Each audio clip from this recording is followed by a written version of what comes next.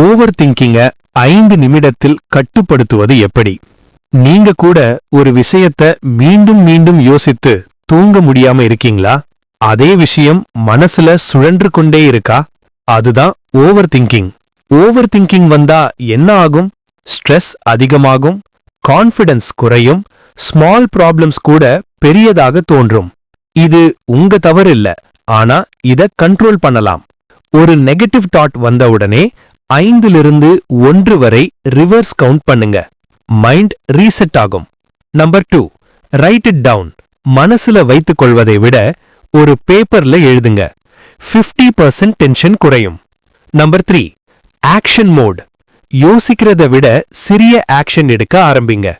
Over thinking ஆட்டோமேட்டிக்கா குறையும். Number 4, limit thinking time. இந்த விஷயத்த 10 நிமிடம் தான் யோசிப்பேன் என்று ஃபிக்ஸ் பண்ணுங்க.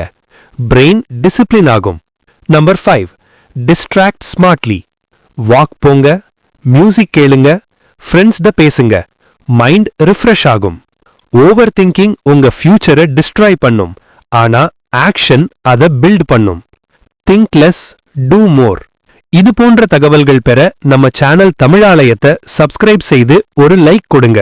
கூடவே பக்கத்துல இருக்கும் பெல் சிம்பலை தொட்டு அதில் இருக்கும் ஆல் ஆப்ஷனை செலக்ட் பண்ணிடுங்க. உங்கள் கருத்தை மறக்காம கமெண்ட்ல சொல்லிடுங்க. நன்றி. அடுத்த வீடியோல பார்க்கலாம்.